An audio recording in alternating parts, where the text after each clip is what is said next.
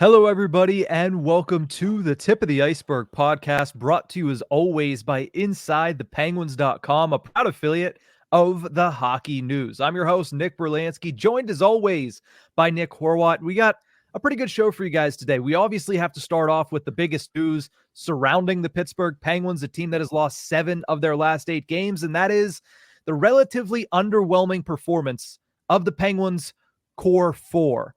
And that is obviously Sidney Crosby, Evgeny Malkin, Erik Karlsson, and Chris Letang. So we'll discuss their performance over the last handful of games and why it feels like they've kind of given up, as Horwat, you've texted me. But we're also going to have our, annual, semi-annual, whatever you want to call it, our 3M segment, must sign, maybe sign, and move on. It's a very interesting class of free agents this year for the Pittsburgh Penguins. So we'll go through all 10 of them, the ones that have played at least an NHL game this season, or the ones that we're going to discuss in the second segment. And then the GM show every other week, it always provides some sparks. It always provides some insight from general manager Kyle Dubas and host Josh Guentzel. We're going to talk a little bit about him once again backing Mike Sullivan and why this time it's starting to feel a little different, at least in my eyes. But we'll get to that here in just a few minutes. Let's start with the core right now, because Horwat, like I mentioned, Pens have lost 7 of their last 8 games. Of those 7 losses, 2 of them were shutout losses.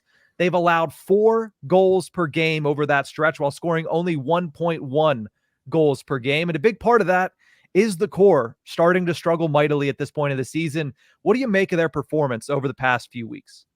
It's not ideal. I don't want to come out and straight up kind of say that they're giving up. They're throwing in the white towel, or throwing in the towel, waving the white flag. I don't want to start with all of that.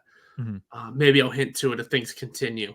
But things have just gotten ugly for them, straight up. It appears like they've given up. There are certain times and spaces and little pockets of the game where it does kind of look like that. I mean, you consider Crosby's at a real threat to lose his point per game record, the consecutive years. He's at a real threat. I think he's even right now in 63 games. It's got 63 points, whatever the number is. Yep. 64. Yep. Yeah. Whenever you only have 2 points in 8 games or whatever it may be, that's going to happen. Aside from that one game against Columbus, Malkin has been invisible for months. Not even this stretch, for months. He's got 2 goals, and he's got 2 goals since his bobblehead goal counter came out. Fans have not been able to use that thing. And Erik Karlsson, I don't know what to make of anymore. I think that's just something we're going to have to punt into next season and get back to.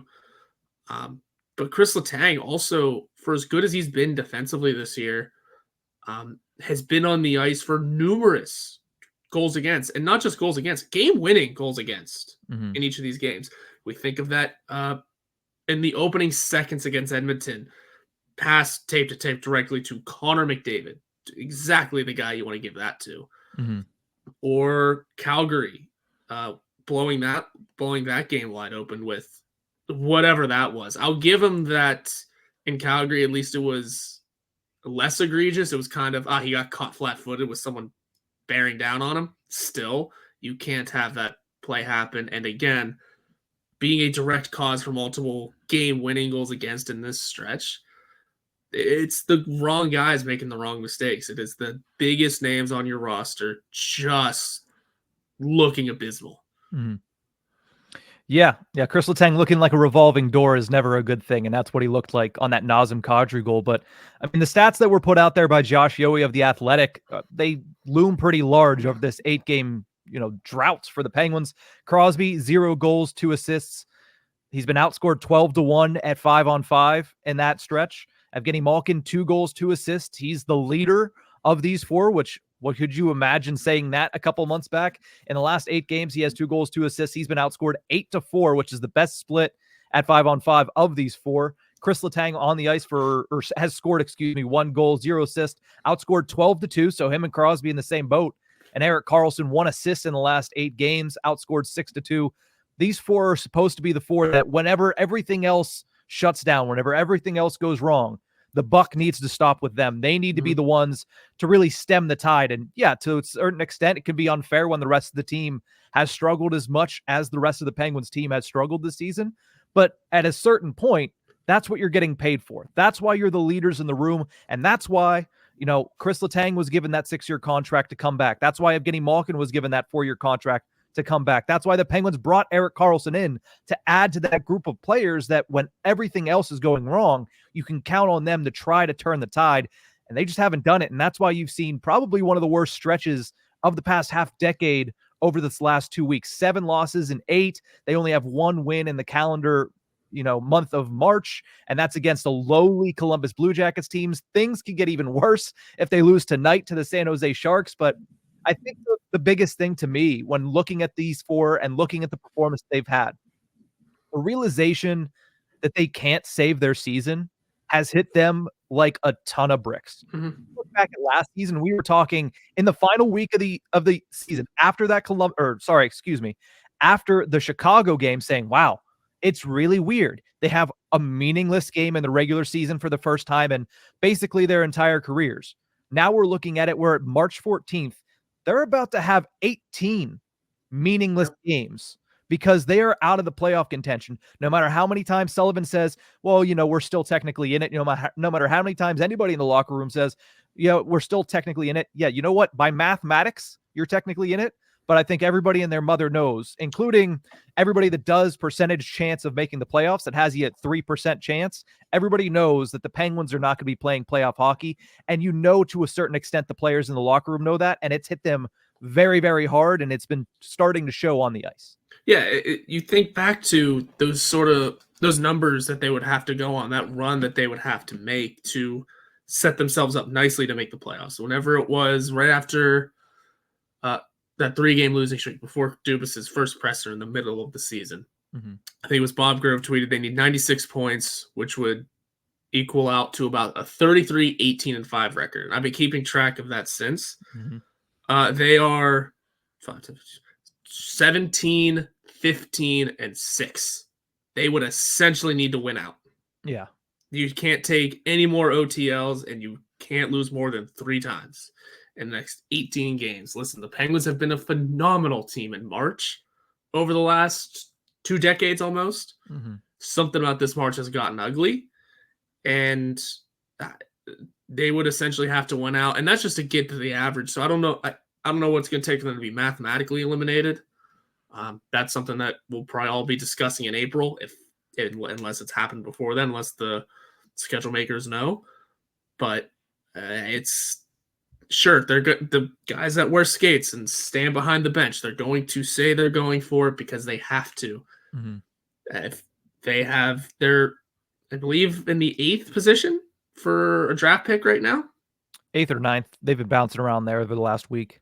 And as of right now, they're holding on to that top 10 draft pick. Hey, you know what? It takes a lot of simulations to see the Penguins win it, but it's not out of the question that they're suddenly looking at Macklin Celebrini. Now, obviously, that's still a long shot, but hell, we'll see where these odds get to by the end of the year. Yeah, I mean, who knows? Maybe Tidja Ginla is right there around 8, 9. That'd be a fun prospect. Sidney Crosby plays with Jerome and then plays with his son, but that's conversations for another day. The question I want to ask you here before we move on, talk about our 3M segment is, do you still believe this core can win a Stanley Cup? The core 4 of Crosby, Malkin, Letang, and Karlsson. Do you think those 4 could be a core that carries the Penguins to a Stanley Cup here in the next couple seasons? I do. I do think so. They're going to need a lot of help with them. And also they got to find their skill again. They got to find their footing. I think we all know Crosby can get there. We all know he can bounce back. He can bounce back before the season's over and put together a fine little season. Evgeny Malkin might be a question mark. You may have to figure something out with him. Chris Letang can probably bounce back pretty nicely, and Erik Karlsson still has a lot left in the tank. If you can surround those 4 with good pieces, which in reality is adding free agents and trades in an off season, as much as the kind of player you're getting, you just never. It is much like a draft pick. It is a bag of magic beans if it's going to work. We saw Kyle Dubas come in last summer and put together a team that he thought would work, that we all thought would work, and it hasn't. Okay, now he's got to do it again and hope it clicks. It's Mhm. going to be tough. I like the nitty-gritty outline that he's putting together so far. Like the idea of Michael Bunting for a couple more seasons. Like the idea of Sam Poulin maybe coming up next year. I like the idea of these younger guys getting more chances. It'll be interesting to see what kind of moves happen uh, throughout the summer. Yeah, the Penguins this year have been a stellar goaltending team, to be completely honest. I don't want to say defensive team because they haven't been a good defensive team. Their blue line is basically in shambles when it comes to playing their actual position, but they've been pretty good at not allowing goals. That's the best way to put it. And simply because Tristan Jarry's had one of his better seasons, Alex Nedeljkovic has come in and been a very good, very solid backup, and the penalty kill's been good. That's essentially what it is. But their goal scoring needs to be increased tenfold. And you mentioned whoever you're bringing in the offseason, even if that's a player with a proven track record, a la Riley Smith, the fit might not be perfect. Yeah. The fit might not work. And it didn't this season for Riley Smith. And you look at Rickard Rakell, who's had a down year, just a lot of things going in the wrong direction for the Penguins this season, going in an unexpected direction. And you have more players falling off than you do stepping up. Like I said, we can not look at this season and say nobody's stepped up to the plate. Drew O'Connor is having a career season and a breakout season at that. You look at what Valtteri Pustinen's been able to do with his first taste of NHL action. The only problem is from where they started to where they are, even though it's a great step, it's not enough to make up for the fact that, Brian Rust missed substantial time. Jake Guentzel was on injured reserve. Rickard Rakell struggled and then was on injured reserve. Riley Smith struggled and then was on injured reserve. So it's obviously going to be a difficult task, but I think going back to the core question here of do you believe the core as it's constructed could win a Stanley Cup? I do, because I think that a lot of this is, reactionary to Guentzel being gone, or at least being to the point where Guentzel was going to be gone after he got injured on February 14th, 1 month ago, and knowing that, yeah, the odds are stacked against you, and it's unlikely, knowing what they were able to do only in the first 50 games, that it was unlikely that they were going to be able to turn it on at the snap of their finger and all of a sudden be a world beater team that's going to go in there, going to make a tremendous stride and going to get back into the postseason. I think that hit these guys like a ton of bricks. And like I mentioned, last year was the first time that they had a meaningless game. It was one game. It's over a month filled with meaningless games. This is not a team that has been in the position to say, well, at least we can play spoiler to some of these better teams. It's not. It's unfamiliar territory. It's unproven ground, like you mentioned in a story the other day on Inside the Penguins. It is very much a new feel for these guys that have always been in the playoffs or always been in contention for the playoffs up until the very last second of the season. So it's certainly going to be an interesting month to see how they respond. But these last 8 games, I think we can all agree it's not a good look when your core four are that, inconsequential, I think is the best word to use. Not that they've played poorly. Some of them have had some decent performances here and there. You mentioned Malkin against Columbus. That was a really good game for him. But for the most part, they've been rendered inconsequential in a lot of these games. And that's just something that you hate to see, especially for a core four that is so proud about their performances and so proud of what they built here in Pittsburgh. To see it start to, shrivel a little bit here in the last month of the season is certainly a tough pill to swallow. But, nonetheless, I expect them, you expect them to be better next year, or at the very least be as good as they were earlier this year. I think Chris Letang, the wheels have just fallen off, because what's the point of trying your hardest to be the defensive defenseman all night long, all season long? It's hard to keep that up, and especially when you're fighting a losing battle. Now, again, is it an excuse? No, you're being paid a lot of money to go out there and perform. Evgeny Malkin said as much a couple weeks ago, saying, he apologized to the fans. We should play better for you because you've come out here and paid good money to watch us play hockey. Whether we're in first place or last place, you pay to watch them play hockey, and that's the reason that people are in the building. So, the core has struggled, but I do think that it's still a core that is capable of winning a Stanley Cup, but everything around them needs to be much, much better. That's on Kyle Dubas, but we'll talk about him in a little bit. Speaking of what's around them, though, let's get into our 3M segment right after this break.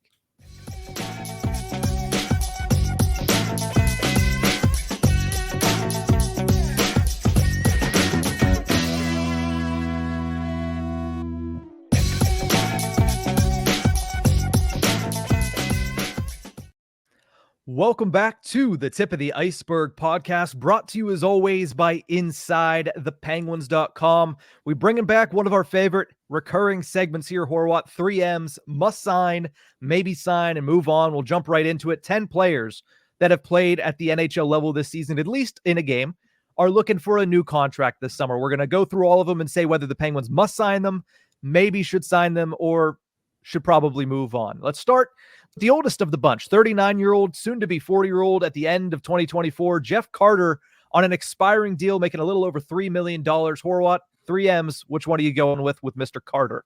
Well, isn't this the easiest one? There's easier ones, I think, but yeah.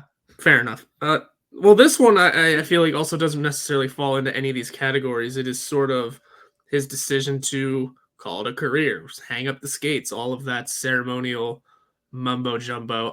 It's probably just the end of the road for Jeff Carter. I mean, the legs aren't there anymore. The scoring touch isn't there anymore. I don't know what else he could provide to this team.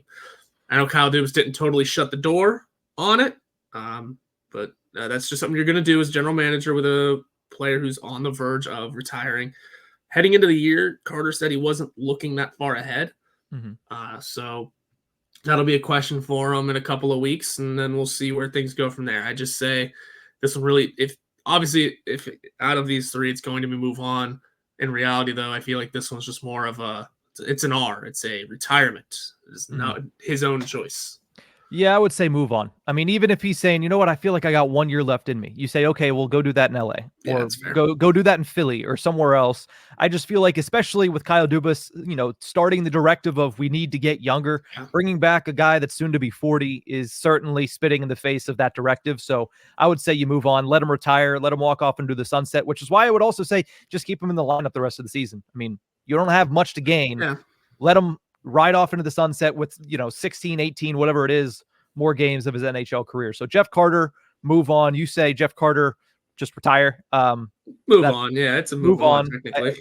Yeah. So let's move over to some younger players here on the list. Restricted free agent forward Emil Bemstrom, just acquired by the Penguins about a month ago. Must sign, maybe sign, or move on, Horwat? Oh, man. I just haven't seen him enough to really get a feel for what he's really going to do. So I'd say you must sign him just because, well, first of all, he's an RFA, so it's a little tougher to sort of negotiate. But you sign him to something short and cheap, and next thing you know, you got maybe a decent little depth piece there. And who knows what he can do with a team revamped heading into the next season of trying to bounce back after this year. I saw more from Ryan Poehling than I did from Emil Bemstrom. Oh, same, and I wanted to keep Poehling around. Yes, and they moved on from Poehling. So move on from. I can't believe there was ever a third-round pick on the line with this player.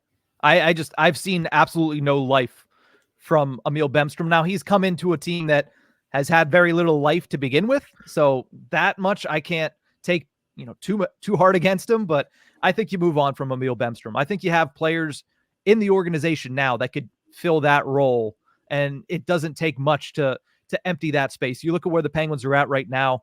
Yeah, we'd like to see them call up a Poulin, Ponomarov, but they only have 3 call-ups for one, and for 2, there's not a lot of spaces. Why? Because you have a guy like Emil Bemstrom clogging things up. You have a guy like Jansen Harkins before his injury clogging things up, and we'll get to him in a second. So you know what? I'm perfectly fine moving on from Emil Bemstrom. Offloading Alex Nylander for him wasn't really much to call home about. Nylander was never really going to get another shot with the Penguins anyway at the NHL level, but it's a waste of a 6th-round pick. When you're talking about asset management, I don't see Bemstrom being part of the solution next season. But again, I could be proven wrong. It's only been a handful of games. I just haven't seen much from EB. Valtteri Puustinen, this one I think is pretty easy. Must sign. Yeah, absolutely. Without doubt. Sure, the scoring hasn't been there this year, but it's only a matter of time before that finally wakes up, and then we start to see that level of production increase. Yeah, I got no notes here. Just you got to sign him and let him take the ball for a full season. Yeah, Kyle Dubas mentioned that he's come up here and he's proven that he belongs at the NHL level. He said that on the GM show yesterday. I think that I agree. I think that I'd like to see him make the team out of camp next year, and I'd like to see where he ends up slotting in.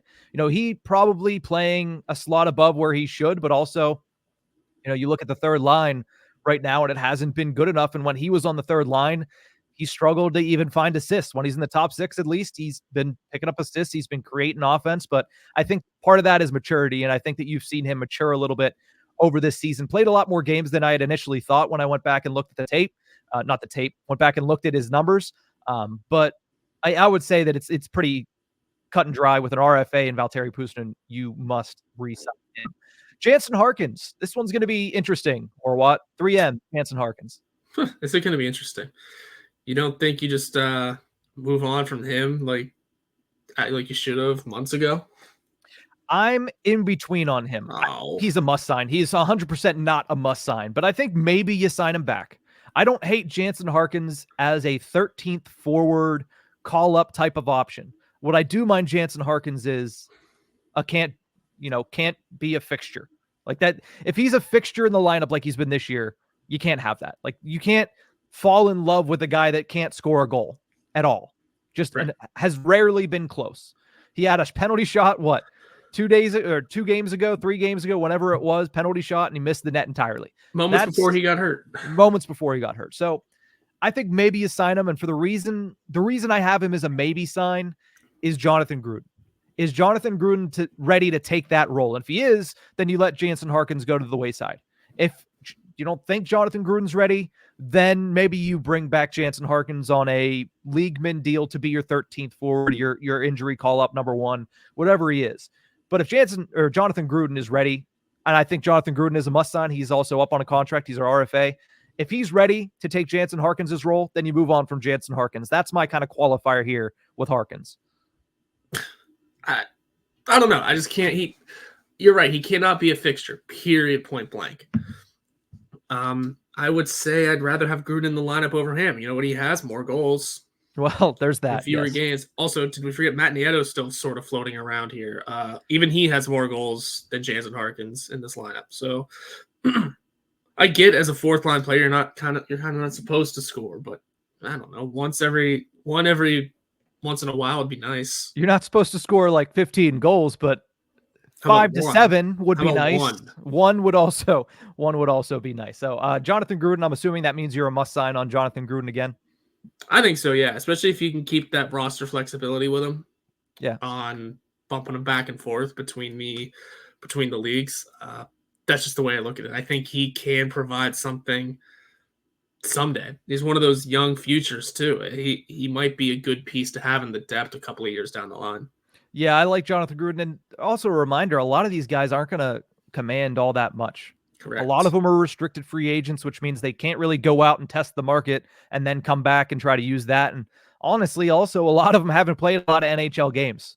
So, Jonathan Gruden, Valtteri Puustinen, they're not going to break the bank, especially with the NHL salary cap expected to go up. So I'm must signing Jonathan Gruden as well. 2 other forwards here, and I think that one is very easy. Radim Zohorna. This is the easiest one to me. Move on from Radim Zohorna. If you want him as an AHL piece, fine, but he should not play in the NHL next season. Absolutely. He's a UFA, right? Correct. Better. Yes. Yeah, I'd say that's enough of that. The second experiment was fine. I got it. I understood it. There was some familiarity between the organization and the GM of all people. Clearly, it didn't work out, and I think we saw that it's pretty well and over once he got sent back to the AHL and hasn't been brought back in any way, shape, or form since. Guys like Vinny Hinostroza and Jonathan Gruden and even Joona Koppanen have seen recalls since. Mm-hmm.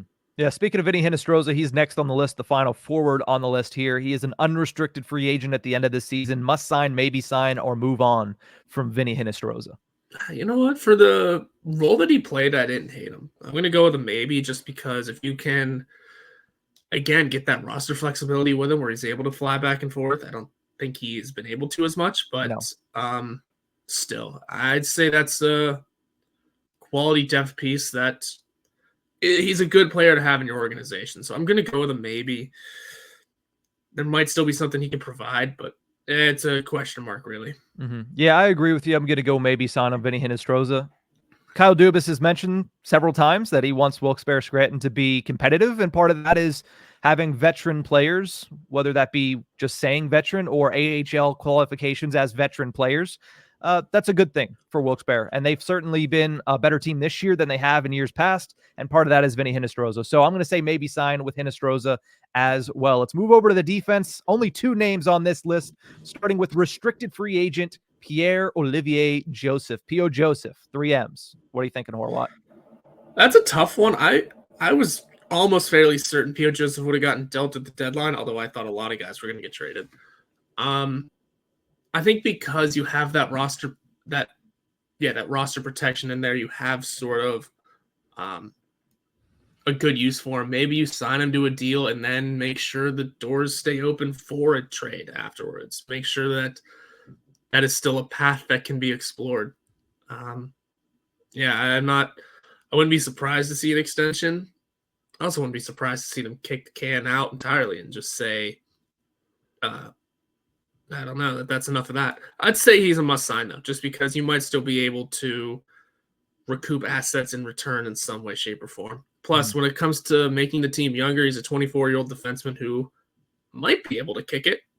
Who knows? I mean, he showed promise last season. He did. He had a really good year in his first full year at the NHL level. This year, he's bouncing in and out of the lineup. He struggled to find a place on that left side with Ryan Graves commanding up space, with obviously Marcus Pettersson taking up space as well. John Ludwig trying to, break out at the same time. It's been tough for P.O. Joseph this season. He hasn't had a really good showing. He's been bumped down to the third pairing once again following the trade deadline. Only if the Penguins make some serious moves up front do I think they bring him back, but I do think that for that reason, he's a maybe sign. Like you mentioned, he's a young player. He still has some upside. I think the problem is in this defense and the way it's currently constructed, there's not really much space for him to go. It's either third pairing and accept that role with volatile players on the other side. I mean, whenever he's playing with Chad Ruhwedel, that's the steadiest guy you could have. But again, there's question as to whether or not Chad Ruhwedel is a 6th defenseman or just primarily a 7th defenseman. If you bring in maybe a guy like Jan Ruda, who he had some success with. I mean, I'm not saying bring in Jan Ruda, but somebody that could be solid on that side, hopefully for cheaper than what they signed Jan Ruda for. Maybe that can jumpstart P.O. Joseph and give him a little bit of leeway, give him a little bit of flexibility, and he has a better season, more akin to what he did last year versus what he did this year. So maybe you sign him. And I think the same with Ryan Shea. He's an unrestricted free agent. I thought he was fine as that 7th defenseman call-up role, which is what he's back in again after the Ruhwedel trade.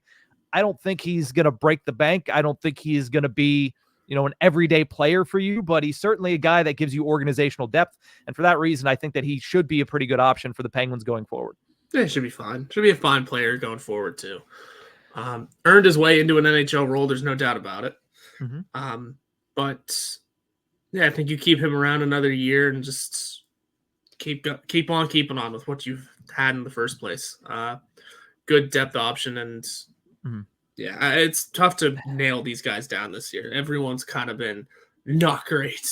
Yeah, and the fact that a lot of these players on the 3M segment are depth players, or for the most part, a lot of them are AHL players for the majority of the season because they've been called up, they haven't worked out, and they've been sent back down. One player that has stayed at the NHL level all season long is goaltender, and the last one in this segment, Alexander Nedeljkovic, will be a unrestricted free agent. I'm saying, what's the price? If it is affordable, if it is similar to the number this year, bring him back. If it is much more, or even if it's over $2 million, don't bring him back. So yeah, does he command a raise? I think maybe, but I also think he's playing to the contract that he's been given. So if it's the same number even if it's for a couple of years, maybe you sign him back. And then also that it depends on, the status of Yoel Blomqvist, who had his first AHL shutout of his career yesterday. So where's Blomqvist? What's the price? That's what I'm asking on Alex Nedeljkovic. So that's why I have him as a maybe. Yeah, it's going to come down to Blomqvist, I think, really, because is he ready for that jump to the NHL to be a backup? Maybe run a trio of goalies rather than just a 1-2 punch. Who knows what kind of happens there? I know going into the season, the Penguins were pretty hard on we have 3 good goalies, and both Dubas and Sullivan said it's rare that you go through a season without a goalie injury. Well, they really only had one, and it was Alex Nedeljkovic really early in the season. And they've been healthy ever since, knock on wood. Depends on where Joel Blomqvist is. Let's not forget Taylor Gauthier is down there in the ECHL right now, lighting it up. He could command a a starting role at the AHL level next year and maybe fight for being that third string option if they go Jari Blomqvist. So the Penguins are in a good situation when it comes to Alex Nedeljkovic, who I think my final answer is going to be let him go. Let him walk. Because he deserves to fight for an actual starting role in the league somewhere. If rumors are to be believed, he was that close to being moved at the deadline anyway. It makes no sense for him to return.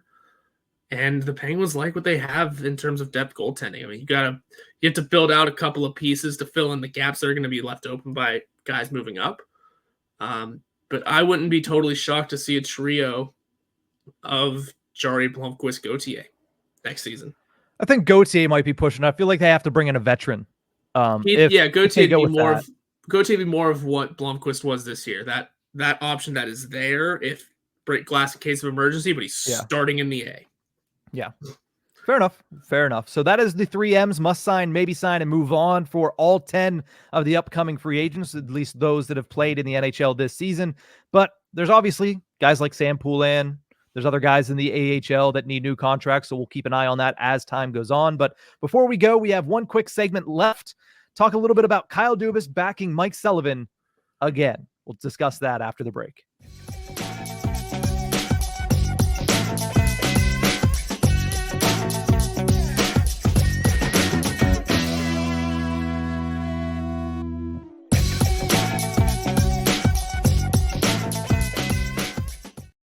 Welcome back to the Tip of the Ice-Burgh podcast. Horwat, there was a lot of things that always come out from these GM shows with Josh Getzoff, who's a friend of the show, and Penguins president of hockey operations and general manager Kyle Dubas. The big thing that has been a constant through every single one of them, I think there's been 6, maybe 7 this season, maybe a little bit less than that. But the one thing that's been a constant is Kyle Dubas backing Mike Sullivan is head coach of the Pittsburgh Penguins. Pens have fallen flat this season. There's no disputing that. Part of that is due to the players. There have been some performances that have been lackluster and have been very much missing the mark. But coaching also is a major reason for their struggles. I mean, look no further than the lack of material change being made on the power play. You can change the deck chairs on the Titanic. It's still sunk. So I think part of that is coaching as well. And yet here we are yesterday, both me and you listening to the High Mark Coaches show, or sorry, that's the High Mark Coaches show, the GM show, whoever sponsors that one, the general manager show. Kyle Dubas, this is his quote: "If you don't have Sully, you're looking for Sully." And then he goes on to say, if you have it, you should keep it. So Horwat, what do you make of Dubas continuing to back Mike Sullivan, and especially with that quote of the fact that he views Sullivan as top tier? I'm not sure if the Penguins really have Sullivan anymore. That's the thing, is that you have him, yes, but do you really have what your definition of Mike Sullivan is? What you're paying for? Yeah, it's this situation is turning into quite the anomaly, because most people are correct. Most of the things that have happened with the team this year would absolutely get a coach fired. There's no doubt about it. But, and I will continue to stand on this, the contract has not started yet, number one. Number two, I mean, you got to remember Fenway is legitimately the one that signed that deal. You have to remember that. Look at the press release from whenever that contract was signed 2 years in advance. Hextall had a quote in there, yes. But why did 2 different names from ownership have a quote? Why? And that's not... Don't get me wrong. Ownership is going to have their hand in things. They're going to speak on signings. They're going to speak on player personnel, coach personnel, front office personnel. They're going to. It's rare that it's more than one name doing that. That should really show something, that Fenway Sports Group, the ownership group of this team, has a ton of backing in Sullivan. They're not going to be okay with anything like that anytime soon, at least. Give it a couple years. Give it a year. Like I said, this continues into next year. We can really have this conversation. I just think for right now, everyone in the ownership is going to back Mike Sullivan, and then everyone in the front office, and that includes Kyle Dubas behind a mic every time he speaks, puts his hat into the Mike Sullivan ring. In midseason, I think we had the discussion of, well, who are you going to get right now? Who is out there at this very moment?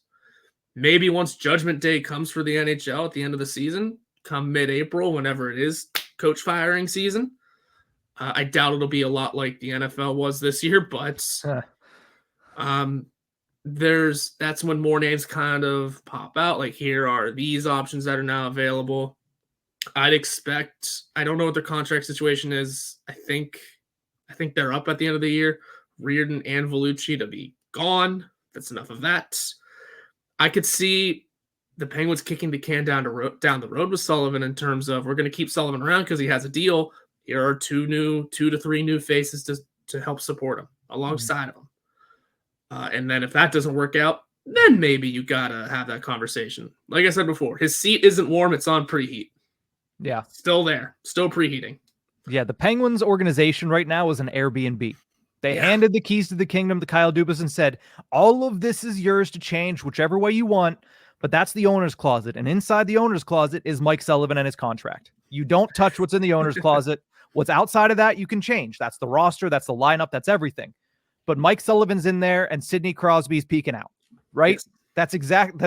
Those are the off limits things for Kyle Dubas. And I don't know if that's great for an organization when it comes to the coaching side of things. You have to be able to pull the trigger when the trigger needs to be pulled. How many times has John Tortorella been fired? Right? How many times was Scotty Bowman fired? Right? How many times were a lot of great coaches fired? They've gone to a lot of different places because every coach has an expiration date. And I think what you're seeing is Mike Sullivan is vastly approaching that expiration date if he hasn't already passed it. Now, here's the thing. Even with milk, depending on who you ask, that expiration date is a sell-by date. You have about 4 or 5 days after to drink it. That's where I think Mike Sullivan was the last couple seasons, where the message might have run dry a little bit, but still the team was in place to be able to execute whenever they needed to execute. I think you're far past it now. The team, if they're not executing it, the system's not going to do him any favors right now. And the fact that he has been unwilling to change a bulk majority of it, you can change the lines all you want. That's getting through a little bit. That's a little bit of change that we've seen from Sullivan this season. But when the core principles of the system aren't changing and yet they're failing night in and night out, I think that's when you start to realize, oh, this is far past the expiration date here. Now, here you mentioned Vellucci and Reardon. You bring in new assistants. That's new perspectives. Yeah. If Sullivan is willing to utilize those perspectives to change what's happening on the ice, then maybe he pushes that expiration date back and he galvanizes the room simply because of the respect that the core and also just players around the league have for him. He is a player's coach. But if he doesn't change his perspectives, if he doesn't change his planning for on the ice and what's happening in the scheme, you're going to have the same issues day in and day out, no matter who comes in, unless you bring in some uber talented young players and you have to hit on every single one of them to be able to fit the mold perfectly. And that is making a hard task even harder for Kyle Dubas. So I don't know if it's really Dubas backing Mike Sullivan or if it's Dubas saying, listen, I came from MLSE. I know how to play the game. I know that they have their things up top that they don't want me touching, and this is one of them. So that's what it felt like to me, especially the more it goes on and the more you hear a quote like, if you don't have a Sully, you're looking for a Sully, which is not wrong, but if you have it, you should keep it. That one worries me because it's coaching in professional sports. Unless you're a college coach where you basically own the team, it should never be that way. That, hey, we have a really great coach. No matter what's happening on the ice, he's a really great coach and we should keep him. I just don't agree with that. Mm-hmm. It will just be interesting to see. Yeah. I just haven't put much thought into it just because I don't want to say I've blinded myself to what Sullivan has done this year, but essentially because I know he's not going anywhere because of the way Fenway is. I just haven't given any thought to it. I haven't looked into what he is or isn't changing. I'm just looking to see the wins and losses. Just because I know the details. I know the details of the legitimacy of him getting fired is slim to none right now. So I haven't really looked into what is he doing right and wrong. And that's not a good situation for viewers to be in either, or people that cover the team to be in, because they should be able to look at Sullivan critically. I just haven't been able to do that because I can't bring myself to do it because it's going to feel like I'm just speaking hot air into nothing. Mhm. So that's why every time we discuss him on here, I've been very, it doesn't matter. And nothing that we say matters right now because of the whole situation. Again, once the new contract starts, I'll start paying attention a little more. I'll start really, nailing down more firm opinions on it. Just as of right now, I don't see anything happening. Yeah. It's hard to see anything happening, especially like you mentioned, with so many instances this season where, oh, that game would have gotten a coach fired. That performance should get a coach fired. Yep. That should get a coach fired. Man, this whole season should get a coach fired. And yet it's been nothing but public support day in and day out for Mike Sullivan. I don't dislike him as coach. I think he's a good coach, Not at but all. Yeah. At a certain point, every coach's message runs dry. And I don't know if it has with the locker room, but there's been certain games where you've watched it and you said nobody on that ice is doing anything to play to the system. Nobody on that ice is doing anything or looks motivated at all. And that falls on coaching. And at the end of the day, if next season starts and they struggle, I don't know how you don't consider that if you're FSG, because you missed 2 playoffs in a row. You haven't won a playoff series since 2018. You can't change the entire lineup once the season starts. You can't change the entire lineup. They're going to do that over the summer for the 3rd straight summer. At some point, it's one of the guys that has been around the whole time. And it's not the guy that scored 93 points last year. It's not the guy that scored 83 points last year and still has some juice left in him. And it's not the 2 all-world, potentially Hall of Fame defensemen. It's the coach. So, like you said, I guess we just got to watch. But, I've been on the same train as you that it doesn't seem like anything that's plausible, or at least in the cards, no matter how bad this ship goes, how far it sinks this season. So why spend too much time on it? But, the continued backing in that quote yesterday, I said, we gotta touch on this because it really feels like the Airbnb situation where it's stay out of the owner's closet and Mike Sullivan sitting in there in a recliner with a cigar, watching highlights from 2016 and 17. But aren't we all? Yeah. Aren't we all, honestly? And honestly, speaking of that, I want to give a shout out to Jordan DeFigio, former guest on the show, multiple guests on the show. She's right now on Twitter every day putting a goal from one of the 3 Stanley Cup runs. That's going to make me feel good for the remainder of this season. Watching a goal a day. Yesterday was game 1 of the 2009 playoffs against the Flyers. I believe it was a Crosby goal. It's nice to look back and reminisce, because right now what we're seeing on the ice and what we might see on the ice tonight at 7 p.m. against the San Jose Sharks, it hasn't been pretty, and tonight it could go off the rails. But let's leave you with that happy notion. That's going to do it for this episode of The Tip of the Iceberg. Thank you guys so much for tuning in, especially if you stuck around. A little bit of a longer episode. I know we've been trying to keep them shorter, but a lot of information in this one. Went over a lot of different things surrounding the Penguins team. So hopefully you enjoyed the episode. We'll be back next time. Have a great day, guys.